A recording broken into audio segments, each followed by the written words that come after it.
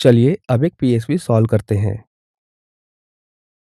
इस क्वेश्चन में आपसे पूछा गया है कि वो कौन-कौन सी कंडीशंस हो सकती हैं, जिनके द्वारा हम कॉन्टैक्ट प्रोसेस में H2SO4 के यील्ड को बढ़ा सकते हैं।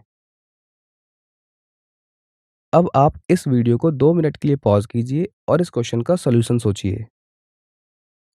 आई होप आपने इस क्वेश्चन का सॉल्यूशन सोच लिया होगा, तो चलिए इस क्वेश्चन को सॉल्व कर लेते हैं। अगर हम H2SO4 के फाइनल स्टेप की बात करें, तो वहाँ पर SO3 H2SO4 में डिसॉल्व होकर H2S2O7 यानी कि ओलियम को फॉर्म करता था।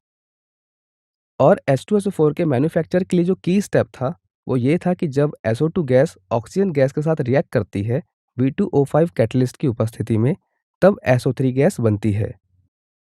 ये रिएक्शन एक्ज़ोथर्मिक है, जिसके लिए heat of reaction -198.6 kilo joule पर मोल है।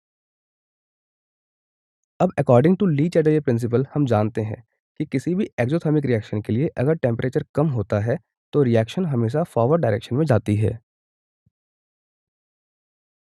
लेकिन हम ये भी जानते हैं कि टेम्परेचर इतना कम भी नहीं होना चाहिए कि रिएक्टेंट्स के पास रिएक्ट करने के लिए एनर्जी ही ना हो।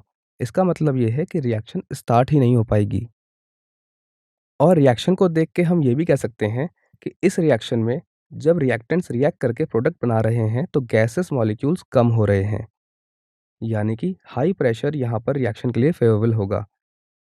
तो इसीलिए अगर सल्फ्यूरिक एसिड की हाई यील्ड के लिए हम ऑप्टिमम कंडीशंस की बात करें, तो प्रेशर होगा लगभग 2 बार और टेम्परेचर होगा लगभग 720 केल्विन।